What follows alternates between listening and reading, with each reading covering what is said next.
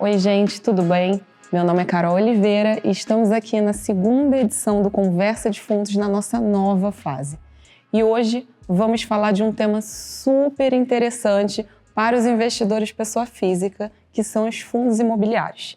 E para isso, eu trouxe aqui uma dupla de Ricardos. Ricardo Vieira, que trabalha na nossa célula de real estate, gerindo os nossos fundos da estratégia de securities, e Ricardo Figueiredo, que trabalha como responsável de fundos imobiliários no Grupo Primo. Gente, muito prazer estar aqui com vocês, muito bem-vindos aqui ao Conversa de Fundos. Muito obrigado, Carol, sempre um prazer e acho que não poderia estar melhor acompanhado aqui nessa conversa. Agradeço o convite, satisfação estar aqui com vocês e tenho certeza que na companhia do meu xará o bate-papo será ótimo. Então tá, gente. Olha, eu acho que o ano de 2024 ele foi muito difícil para diversas classes de ativos, né? A gente teve o IFIX caindo 5,89%, mas como a gente estava conversando aqui nos bastidores, hoje ele sobe 2 CDIs aqui em 2025. Estamos aqui gravando o episódio em junho, então estamos falando de um IFIX que sobe mais de 10% no ano e queria que vocês dessem, né, começassem essa primeira parte do programa falando um pouquinho do panorama, do que vocês estão vendo aqui para os fundos imobiliários nesse ano. Quer começar, Ricardo? Vamos lá. Por favor. Primeiro a gente veio de um cenário de 24 que pegou todo mundo com o pé trocado, né? A gente tinha uma reversão de expectativa muito grande entre aquilo que acreditávamos que teríamos no início de 2024 e efetivamente o que tivemos ao longo do ano, né? Por conta especialmente da finalização do ciclo de queda de taxa de juros que estávamos tendo e reinício de um ciclo de alta, né? Assim abrimos 2025. Lembro que janeiro foi um mês, apesar, a despeito de a gente estar com esses 10% de alta, janeiro foi um mês terrível, 3% de queda no IFIX. Mas a gente começou a observar uma melhoria nas expectativas para adiante quando a gente fala de taxa de juros, né? E isso acabou sendo motor para os investidores tomarem mais risco. E aí a gente teve aí um conjunto de meses, né, de fevereiro em diante, com forte alta, né, 3% ali em fevereiro, 6% em março, mais 3% e alguma coisinha em abril. Maio também fechou no positivo e a gente agora tem esse cenário tão positivo que a gente tem até nesse primeiro semestre. Esperamos que junho feche o primeiro semestre assim, bonito, né? Mas acho que mais importante do que olhar o número do IFIX é a gente entender que o ambiente imobiliário é positivo. Quando você olha individualmente cada setor, você vê as coisas fluindo, indo muito bem, os negócios acontecendo, enfim, a gente vai tratar mais aqui de cada segmento adiante, né? Mas eu entendo que a gente tem o mercado agora precificando um pouco mais essa cara do mercado imobiliário. Ainda não está totalmente precificado, mas precificando mais a cara mesmo do mercado imobiliário. Bacana, Ricardo. Acho que é legal complementar também nessa linha. A gente tem alguns dados que são bem... A gente entende que a desvalorização que aconteceu dos fundos imobiliários no ano passado, especialmente no segundo semestre, bem conturbado, ela refletiu uma expectativa muito... Você tem a questão dos juros longos, né, das NTNBs de longa duração e das pré-DIs, das pré-DI. Mas, por outro lado, você tinha também um efeito de uma Selic subindo e aí muito uma competição do produto bancário ali para o investidor pessoa física que falou, olha, eu tenho aqui um CDB que o meu banco está me oferecendo com liquidez diária que vai pagar aí 99%, 100% do CDI. E isso ele tratava isso como um competidor, talvez para os fundos imobiliários, dado que ele tem aquele efeito da renda no curto prazo. Isso fez com que os fundos imobiliários se desvalorizassem muito nesse período.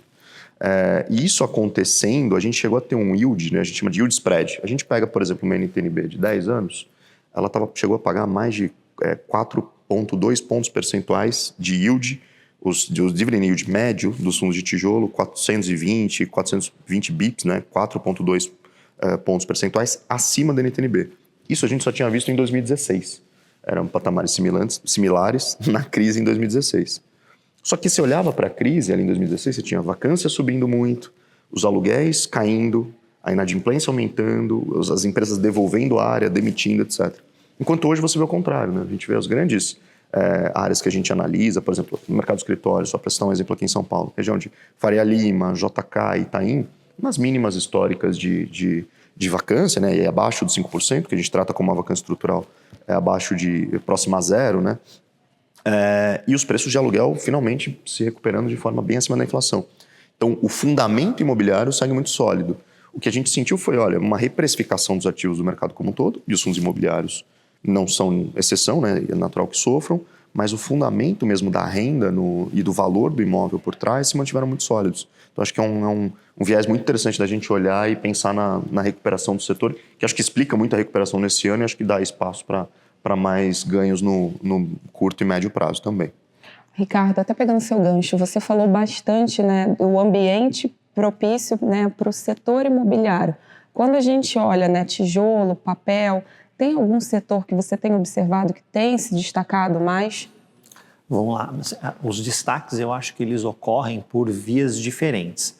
Então, quando eu olho, por exemplo, o Ricardo citou aqui o mercado de escritórios, eu vejo um destaque no vértice de recuperação, né? Então, a gente teve ali um momento de pandemia, aquela incerteza de como seria a ocupação do escritório a partir da volta, né, das empresas à utilização do espaço. Vai ter mais home office, vai ter um modelo híbrido, como será isso, né?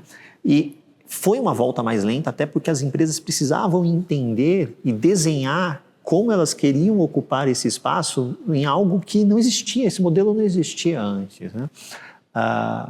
Então, acho que o mercado de escritório demorou um pouco mais, mas especialmente ali segundo semestre de 2024, esse começo de 2025, o Ricardo muito bem pontuou as principais regiões ali com vacância na mínima histórica, e isso já começa a desaguar em regiões que estão ali nas cercanias dela. Então, você pega a Chucre Zaidan, por exemplo, ela tinha uma vacância superior a 30% em 2021. Hoje ela está ali próxima a 17%. Então, é quase metade de corte da vacância. E quando você começa a esmiuçar os dados, você pega ali, o ocupante médio de Chucre Zaidan ocupa ali uns 5 mil metros quadrados. O que é que eu tenho de 5 mil metros quadrados aqui? São poucos os espaços. Mas eu quero andares contínuos. Menor ainda a oferta. Então, você tem notícias positivas no segmento de escritório. Shopping center, eu entendo que também tem elementos muito positivos, mas é muito mais mostrando como é resiliente esse negócio no Brasil, né? Atravessou ali a pandemia, onde alguns chegaram a cogitar, as pessoas agora vão começar a comprar só online. Né? Exatamente. Não, né? Novo normal. Eu lembro que as pessoas foram proibidas de ir ao shopping, né? Ninguém deixou ir ao shopping center porque queria, elas foram proibidas, tanto é que a volta foi uma coisa de maluco, né? Você olhava os shoppings completamente cheios, né? E a gente vive ainda um período em que a gente teve aí um impulso fiscal, que isso acaba refletindo em consumo também. Então, os shoppings atravessaram muito bem essa janela. Então, veja que eu trouxe dois segmentos que respondem muito bem por vértices diferentes. Um ali na recuperação e o outro mostrando que é extremamente resiliente nesse ambiente tão hostil para o varejo que é o Brasil. O shopping center é extremamente resiliente, né? E uma classe que eu estou olhando assim com muito bons olhos é multiestratégia, porque eu entendo que é um produto que chegou há pouco tempo na indústria. Eu gosto muito da proposta dele, mas o mercado não entendeu muito bem como precificá-lo ainda. Ainda está precificando a moda de FOF. Então abre uma janela interessantíssima dentro desse segmento que, na minha leitura, está muito mal precificado. Está entre aqueles que estão mais mal precificados. Então, deixa eu fazer um momento tecla SAP aqui. Ricardo Vieira, né? Nosso Ricardo aqui. Explica um pouco pra gente essa diferença entre o multiestratégia e o FOF. Bacana. Carol, acho que é legal contextualizar sempre no tempo, né? Se explicar para as pessoas. Os FOFs, eles nasceram ali no início na indústria dos fundos imobiliários, mais ou menos 15 anos atrás, como uma forma dos gestores terceirizar, da pessoa física terceirizar a sua carteira para um gestor. Então, ela escolhia um gestor que, enfim, alocava naquele fundo e ele fazia a seleção de ativos. Ao invés de ele ter cota de 10, 15, 20 fundos, ele tinha cota de um único fundo. Só que naquele momento era um mercado totalmente diferente do mercado que existe hoje. Então, assim, os fundos de CRI praticamente não existiam, eram basicamente fundos de tijolo, monoativos, ou seja, toda vez que você comprava um fundo imobiliário, você estava comprando aquele imóvel especificamente. Muitos de gestão passiva, enfim, era um mercado ainda e extremamente ilíquido. Era um mercado completamente diferente do que a gente tem hoje. E eles foram criados com regulamentos pensados naquela época. Então, o gestor tinha muito menos opções para alocar e tinha no seu regulamento regras e mandatos que refletiam a visão daquele tempo. Então, o que aconteceu foi, esses fundos começaram a ficar um pouco defasados em relação ao mercado, que se transformou de forma muito intensa, especialmente a partir de 2017, 2018 para frente. E aí começou a surgir a necessidade de modernizar o que anteriormente eram os FOFs. Então, você tem casos na indústria, por exemplo, um grande fundo que era muito antigo, super bem sucedido e enorme, que era o próprio caso do BCFF, né? O próprio fundo do BTG era um símbolo dos FOFs, foi o primeiro a passar 1 bilhão, etc. Ele foi um fundo que no ano passado ele se modernizou, ele foi incorporado dentro, de forma grosseira assim, dentro de um hedge fund, também do BTG, e foi como se fosse um FOF 2.0, assim, foi um renascimento, um FOF do Novo Testamento, a gente brinca, que ele é uma transformação desse fundo para um regulamento mais amplo, em que ele pode alocar diretamente em CRI, em outros ativos financeiros, pode comprar ações desde que sejam do segmento imobiliário. Ele é muito mais flexível e dá muito mais liberdade para o gestor atuar num mercado mais líquido, mais dinâmico, para gerar mais valor para o cotista, vis-à-vis o que ele podia fazer antes no FOF tradicional, que dominava o mercado lá atrás. Então ele pode comprar outros fundos de investimento, mas pode também comprar outros ativos relacionados ao segmento imobiliário. Exatamente. Que não necessariamente fundos. Exato, sem qualquer limitação da carteira, né? Então ele pode até 100% do seu patrimônio líquido em qualquer um desses ativos. Até pensando em evolução, gente, vocês falam bastante, né? O multi-estratégia, ele acabou dando mais flexibilidade e refletindo a inovação que a gente tem dessa mudança drástica na indústria de fundos que a gente tem vivido nos últimos 3 anos. Acho que o que é interessante também falar é assim, você flexibilizar o mandato é um dos jeitos de você ter mais possibilidades de investimento, mas tem outras formas também de você ter essas flexibilizações. Então, tem alavancagem, eu acho que a indústria agora está discutindo um pouco de recompra também, se vocês puderem comentar. Vamos lá, acho que a questão da alavancagem, a gente veio de um ciclo que este tema, né, acabou machucando bastante o mercado. Né? Então, quando a gente viveu o período mais próspero ali, então a gente pega a janela 17, 18, 19, especialmente 18, 19, as cotas andaram muito bem, FIX voou, o melhor mês da história do IFIX, dezembro de 2019. Aquela loucura. Né? Aquela loucura, né? Muitas emissões vindo, compras alavancadas, você olhava algumas compras, analisava o cap rate ali, vai ficar difícil, né? E quando o cenário se reverteu na pandemia, ali a gente também teve um hiato de prosperidade do mercado, principalmente quando a Selic veio para 2%. Então, mais emissões vieram, mais alavancagem veio. E a alavancagem, né, no primeiro modelo de alavancagem, que é a alavancagem via CRI, que a indústria começou com ela, né? No começo ela é maravilhosa para o cotista. Mas como ela funciona? O gestor, ele decide comprar um determinado imóvel, ele não tem o valor necessário para pagar integralmente aquele imóvel, então aquela compra ela é feita uma parte em dinheiro, em cash, e a outra parte através de um instrumento de dívida, um CRI. Né? E aí ele faz jus a toda a receita do imóvel. Mas veja, ele só tirou do caixa dele um pedaço. Né? Então você tem este cap alavancado na largada, com a vantagem de que este instrumento de dívida, ele muitas vezes não iniciava o pagamento ali naquele momento. Então você tinha uma carência, 6 meses, 1 ano, ou mais até, em alguns casos específicos, para você começar a pagar essa dívida. Então note, você está recebendo toda a renda do imóvel, pagou só por um pedaço daquilo. Então o teu cap rate inicial, ele é um cap alavancado mais alto. Então a tua geração de renda para o cotista, brilha o olho do cotista. Né? Só que o tempo passa.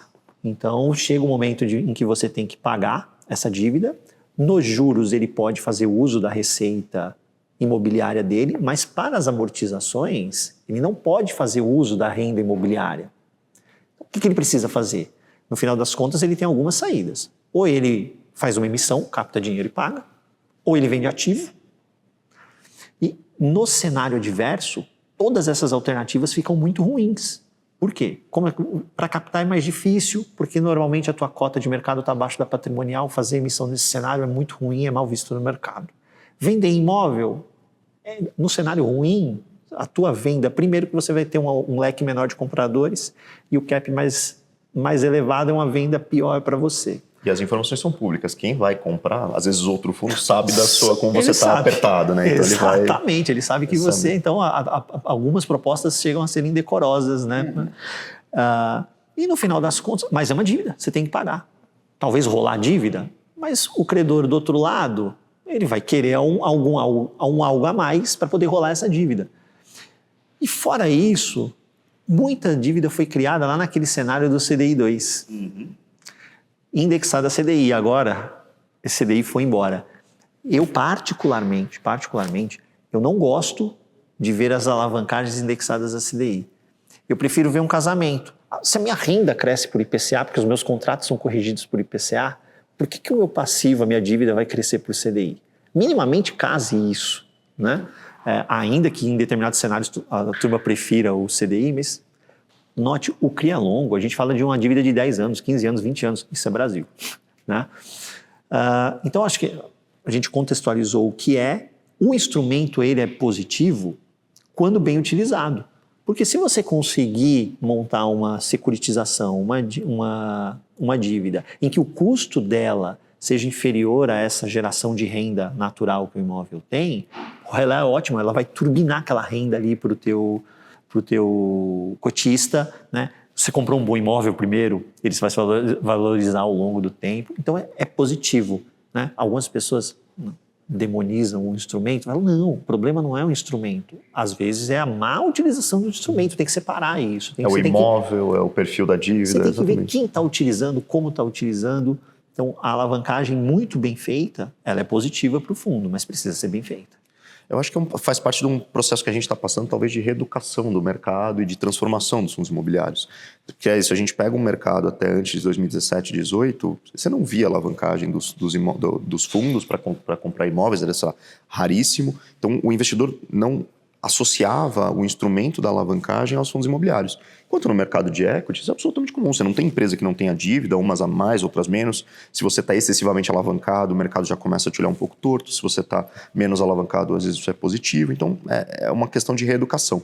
A gente, inclusive, na nossa área, dado que a gente está sempre comprando cotas de outros fundos, etc., a gente monitora isso trimestralmente. Então, a gente pega todos os informes trimestrais, isso para a pessoa física é possível fazer também, e ver o grau de alavancagem em relação tanto ao patrimônio líquido do fundo, quanto à capacidade do fundo, com os contratos que ele tem de aluguel hoje, de servir essa dívida pelo menos nos próximos 3 anos, que é um prazo, um horizonte que a gente considera bem confortável.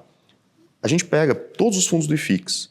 Sabe quantos tem mais do que 30% do patrimônio líquido alavancado? 3. Representa 2% do índice. E esses 3 fundos, ele tem majoritariamente contratos atípicos longos. E aí você tem tanto o fluxo da dívida, né, esse contrato atípico, você tem uma segurança maior que você vai receber esses aluguéis, você tem prazos mais longos e caso o inquilino deseje sair, ele é obrigado a pagar todo o fluxo futuro e você tem todo o passivo e o ativo casado, ou seja, tudo que ele tem a receber está casado com ele que ele tenha pagado esses endividamentos. Então, essa preocupação que a gente teve muito em 2020, 2021, quando o CDI foi muito baixo, a gente viu muita gente se alavancando.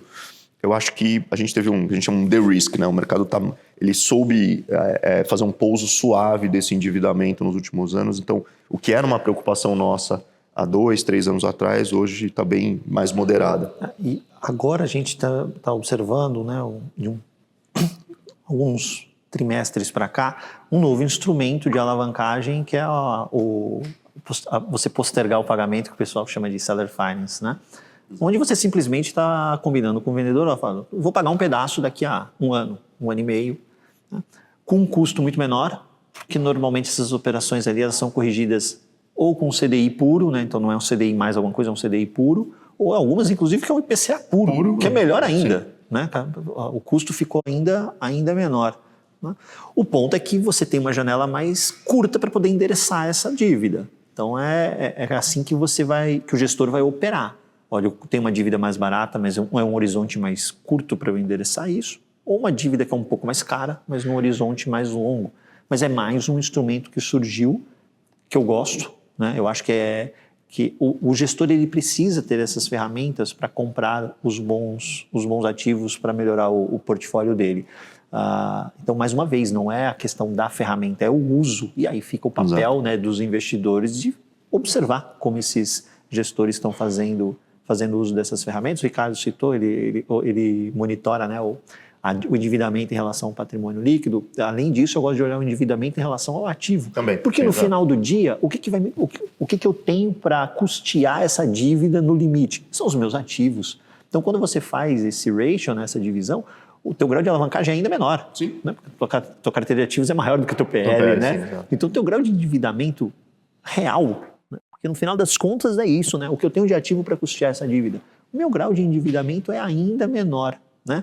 Em algumas dívidas que estão mais baratas agora por conta desse instrumento do Seller Finance. Então a indústria melhorou, né? Mais uma vez, pontualmente você encontra um ou outro caso mais delicado, mas são exceções como existem em qualquer mercado, não é só no fundo imobiliário, exatamente. Quando você pensa em termos sistêmicos, né? Você tem um mercado que está muito mais bem comportado em comparação a 3, 4 anos atrás, até porque o CDI já chegou onde chegou e esperamos, né? Qualquer mudança para cima ela vai ser mais marginal do que, de fato, a gente sair... Mas esse ponto da alavancagem, ele impõe ao investidor uma atenção especial quando ele faz a comparação entre os fundos. Porque os investidores adoram fazer a comparação da renda gerada pelo fundo, o famoso dividend yield. Hoje só. Hoje. E quando você olha essas fotografias, você precisa ter cuidado porque você tem fundo, né? São poucos, não são muitos, mas você tem fundos que não tem alavancagem nenhuma.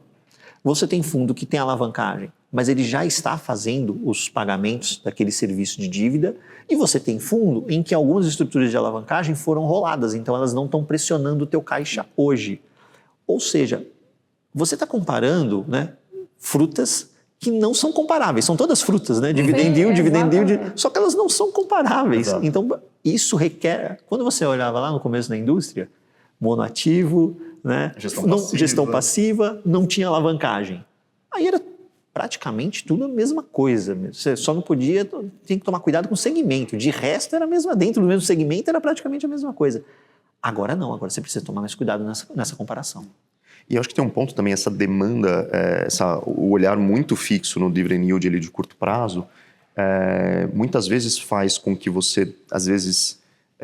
por exemplo, um fundo, vamos imaginar um fundo que tem uma alavancagem cara para pagar e ele está rolando essa dívida. Não era melhor ele está pagando um dividendo um pouco menor hoje e está pagando essa dívida, desalavancando, do que só rolando o problema para frente? Então, é um contra-incentivo, muitas vezes, que na nossa indústria a gente ainda tem. Eu acho que está cada vez mais diminuindo, os investidores estão ficando mais sofisticados, estão entendendo que é melhor, às vezes, uma renda mais baixa no curto prazo e reduzir o risco do fundo, pagar uma dívida, reduzir uma alavancagem ou trocar para uma alavancagem mais accretive, que a gente chama, né, mais barata, do que só essa renda no curto prazo. Acho que é um mercado de transformação e a gente está passando por um educacional bacana. Nós tivemos casos assim em 2024 de fundo que fez venda de ativo para pagar um pedaço da dívida e ao final dessa operação começou a distribuir mais, porque a dívida estava corroendo o resultado dele. Né? Então, o gestor ele precisa ter essas ferramentas de vez em quando na mão para poder fazer uso. Né? Porque a ferramenta também às vezes está lá disponível. Né? Ele tem a opção de vender o ativo para poder tirar essa dívida que estava castigando ali o fluxo de caixa. Mas eu acho que, gente, até pensando assim, né, a gente sempre tem aquela discussão de mexer ou não mexer no dividend yield e o impacto disso no preço da cota no mercado. Acho que, para a gente, quando a gente analisa a indústria, o maior desafio é qualquer notícia que possa impactar o preço da cota de maneira positiva ou negativa, mas principalmente negativa, ela penaliza muito, às vezes, o grau de liberdade do gestor nas próximas decisões em relação à gestão do fundo. Quando a cota está muito deprimida no mercado, a gente não consegue fazer novas emissões, a gente acaba tendo menos atratividade para troca de cotas, menos volume negociado, então isso acaba sendo punitivo para os gestores. E aí tem um instrumento que a gente acaba podendo utilizar em alguns casos, a gente tem visto a indústria cada vez mais debater esse assunto, mas ainda precisamos, né, de avanços da parte regulatória para que isso, de fato, seja mais uma ferramenta de gestão, que é a recompra de cotas. De que maneira vocês acham que a recompra consegue ajudar o gestor a, de fato, conseguir ter cada vez mais graus de liberdade de gestão? Bom, Carol, acho que essa foi uma notícia muito bacana que a gente teve nos últimos meses. Eu acho que é interessante que a gente vê que, por um lado, o mercado está se modernizando, os investidores e os reguladores também. Então, a gente teve há poucos anos, por exemplo, a adoção e a possibilidade de fazer aluguel de cotas. Enfim, o mercado está se modernizando na mesma velocidade em todos os seus aspectos. Isso é muito bacana e eu acho que esse é um instrumento que vem para ajudar. Acho que o grande segredo é entender como isso vai ser implementado, com que velocidade, com que intensidade, como se os regulamentos vão poder, se vai ser depender se o regulamento vai precisar ser adaptado ou não para que cada fundo possa fazer a recompra, até que medida vai poder ser feito, mas eu acho que o efeito prático é de certa forma parecido com o dos equities, né? Você reduz a base de cotas, por um lado, você recompra, você reduz o número de cotas, portanto, a renda que vem para esse fundo acaba sendo distribuída por menos cota, ela tende a subir um pouco, enxuga um pouco a liquidez, e aí você tem um ativo que passa a ser, em tese, tudo mais constante, não dá para afirmar, acaba se apreciando. Então, é uma forma do gestor passar a mensagem para o mercado, assim como as empresas falam, olha, ao invés de eu comprar um outro imóvel, um outro ativo, o meu fundo está tão barato que eu vou recomprar as cotas dele, como uma forma de demonstrar que eu acredito que isso aqui está tão barato, e isso reduz a base de cotas, aumenta o valor a ser distribuído de renda, né, de rendimentos para o cotista. Isso é um gatilho potencial de valorização das cotas. Eu vejo o instrumento de maneira muito positiva, chegando à indústria, né? Colocando o chapéu de gestor, calçando o sapato do Ricardo. Ricardo. Poxa, se o gestor faz uma captação, pega um recurso, num mercado qualquer, Ricardo, e faz a aquisição de um imóvel com cap de, imagina um shopping center, tá? Um cap de 10%. Me parece que é algo que será elogiado pelos colegas, pelos cotistas, por todos. Uhum. Pois bem, se ele fizer uma recompra de cotas, esse fundo dele está gerando uma renda de 11,5 atualmente. Isso significa que esse cap dessa compra, grosso modo, é 12 alguma coisa, porque esse 11 de yield já está tirando todos os custos do fundo. Em um portfólio que você, ao invés de comprar um único ativo, você está comprando um portfólio, você já diversificou o risco, que já se provou, está na mão dele, ele já conhece, então os cotistas gostam do portfólio, por isso são cotistas do fundo, me parece fazer muito sentido. Acho que tem alguma limitação aí, porque os fundos imobiliários são máquinas de gerar renda.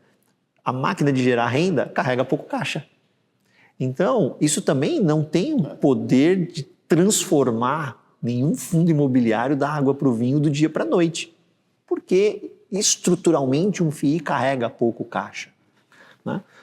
Talvez, se você pegar, por exemplo, um fundo de papel, em um momento em que estiver bem desarbitrado no mercado, ele consiga fazer um giro de posição de CRI ali, ele fortalece caixa e entra fazendo a recompra de cota, multi-estratégia, porque em algum momento ele vai ter FIIs, ou ele terá cota ou ele vai ter CRI e pode fazer. No tijolo é mais complicado, porque você vai estar com caixa mais apertado ali. Mesmo quem tem caixa mais robusto, normalmente está endereçado. Normalmente está endereçado para um seller finance ali para pagar, então ele tem que preservar esse caixa.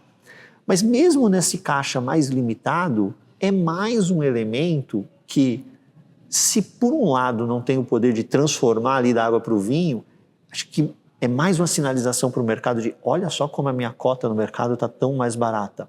Né? Porque se você, ao fazer isso, nessa comunicação para o mercado, apresentar um estudo muito bem embasado, mostrando os cálculos, você vai mostrar com dados como aquela cota está muito barata. Então é mais uma sinalização no mercado, vamos corrigir isso daí porque está fora do lugar, né? Então eu vejo de forma super positiva. Falta a gente entender as regras do jogo, o como fazer. Né? Espero que isso seja endereçado em breve, inclusive. Como operacionalizar, senão você joga derrama uma quantidade de liquidez absurda, então isso acaba trazendo uma volatilidade para o papel. Exato. Super interessante, gente.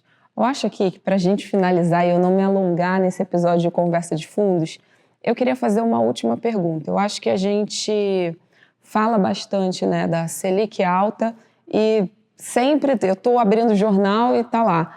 Selic em alta, veja os fundos imobiliários que vão performar com isso. Então, eu vejo assim, a gente teve o IFIX performando 2 CDIs, né, próximo de 10%, adorei essa expressão. E, ao mesmo tempo, você tem a Selic super elevada. A gente está com a Selic mais alta possível dos últimos 20 anos. Ao que vocês atribuem, né, principalmente quando a gente está falando de fundo de papel, dos fundos até de tijolo mesmo, eles terem esse crescimento mesmo com o CDI mais elevado?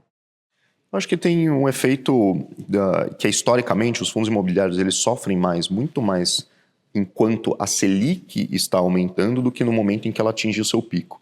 Então, se você pensar que uma Selic em algum momento está a 8 e vai a 9, proporcionalmente, a gente fala marginalmente, ela aumentou muito mais do que quando ela chegou em 14 e foi para 14,5, 14,75, por exemplo, que é o patamar atual.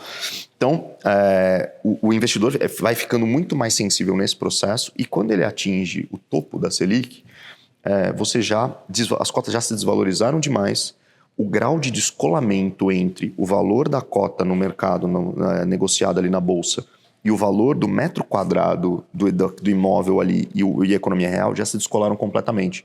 Então você tem fundos hoje, por exemplo, que ao longo desse processo que foram sofrendo com o aumento da Selic, você tem imóveis, por exemplo, na região da Faria Lima que são negociados acima dos 40, 45 mil reais o metro quadrado, e você tem fundos naquela região que se você pegar o valor da cota e converter aquilo para o metro quadrado, dá 25 mil reais o metro quadrado. Então o grau de descolamento entre mercado, a economia real e os fundos imobiliários ali negociados na bolsa chega a ser tamanho que ele para de fazer sentido. E aí o cotista, e aí seja o institucional, a pessoa física, começa a olhar para aquilo e fala, cara, já chegou num ponto de descolamento que não faz mais sentido. O yield já está bem elevado por conta da desvalorização, um yield isento, então vale a pena para aquele cotista ali ficar em, por exemplo, 10, 12% ao ano, que ele vai ter um ativo tijolo real, e ele já olha para aquilo e fala, olha, eu estou comprando a 25 mil reais Faria Lima.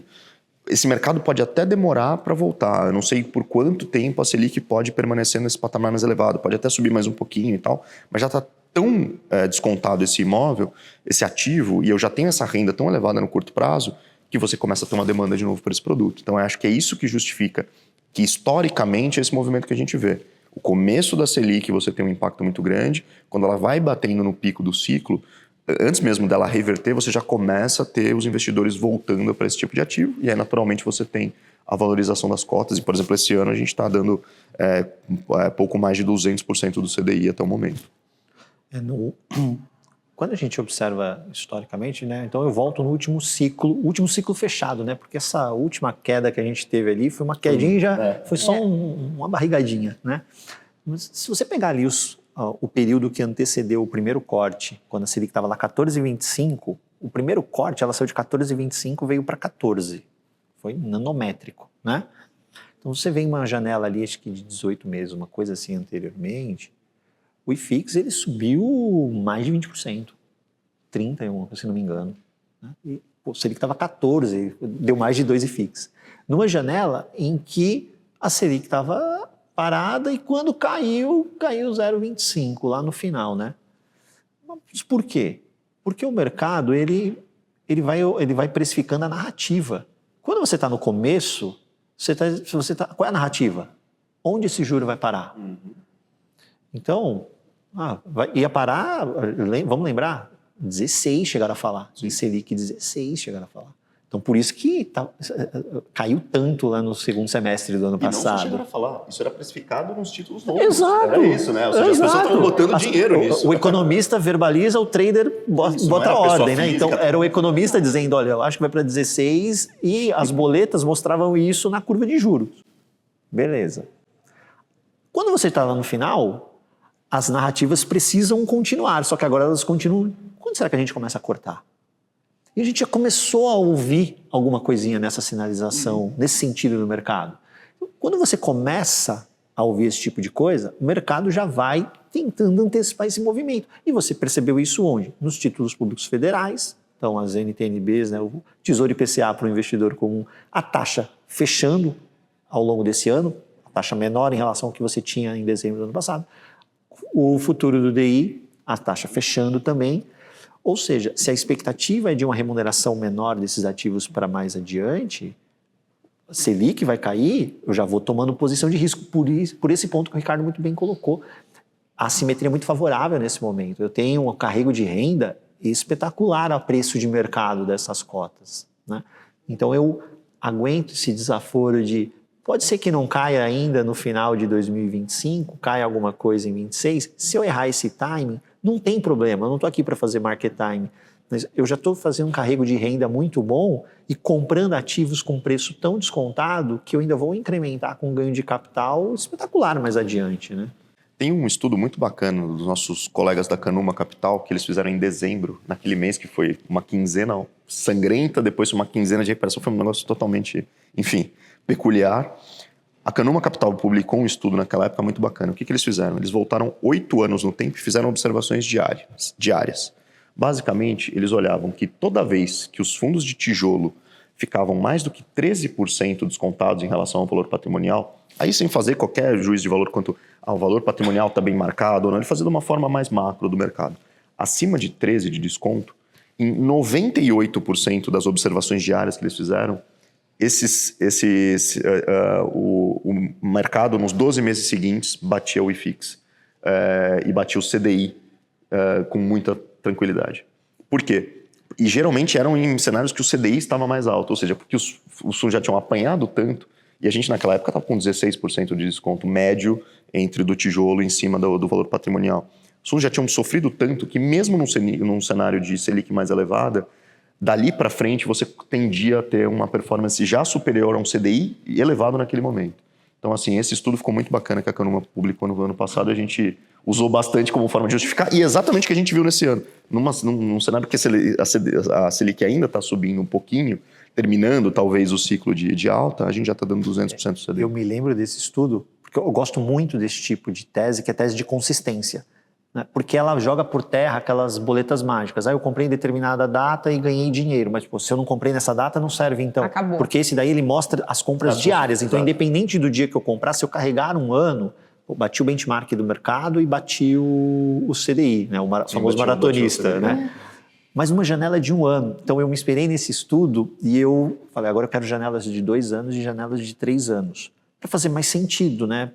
É imóvel. E né? onde você... é são imóvel, movimentos menos né? voláteis. Né? Exato.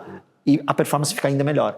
Conforme você amplia esse carrego para 2 anos ou para 3 anos, você abre ainda mais vantagem. Né? E aí eu fui analisando, eu não analisei o segmento, eu fui analisando alguns fundos, pegando bons portfólios, né? Escolhendo os bons cavalos. Né? E a performance, conforme você estica um pouquinho essa janela para 2 anos e para 3 anos, ele vai melhorando ainda mais essa consistência.